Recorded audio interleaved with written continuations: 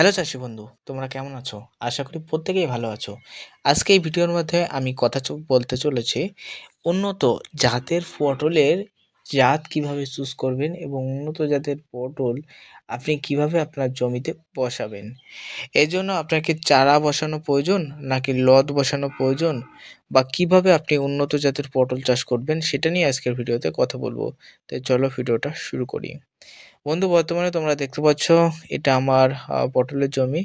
গাছগুলিতে প্রচুর হারে পটল হচ্ছে এবং পটলের সাইজ প্রচুর পরিমাণে বেড়েছে।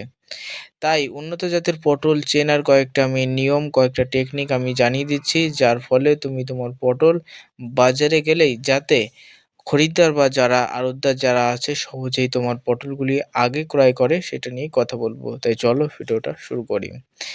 উন্নত জাতের পটল ক্রয় করার জন্য আমাদের একটা জিনিস খেয়াল রাখতে হবে, আপনি যেখান থেকে জাত নেবেন না কেন সেই জাতের স্যাম্পল অবশ্যই দেখে নেবেন।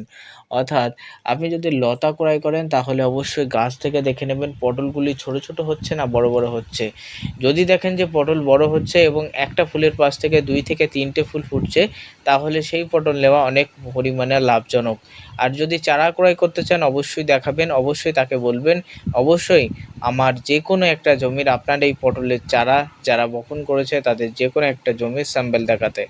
অবশ্যই দেখাবে যদি ভালো জাতের হয়, এবং সেই জাত আপনি কিন্তু অবশ্যই সেখান থেকে ধীরে ধীরে প্রথমে অল্প পরিমাণ চাষ করে ধীরে ধীরে বাড়াবেন। তবে বাজারে বর্তমানে পটলের ব্যাপক চাহিদা রয়েছে। যেমন আমার এলাকায় আজকে 18 টাকা 20 টাকা দরে নতুন পটল বিক্রি হয়েছে, এবং নতুন পটলের যে পটলটা বড় বড় হচ্ছে এবং বড় সাইজের যে পটলটা, সেই পটলটার কিন্তু বেশি পরিমাণে চাহিদা। তাই বড় জাতের পটলগুলি অবশ্যই চুজ করে নিয়ে চারা অথবা লতা সংগ্রহ করে নিয়ে সেটা জমিতে বপন করবে।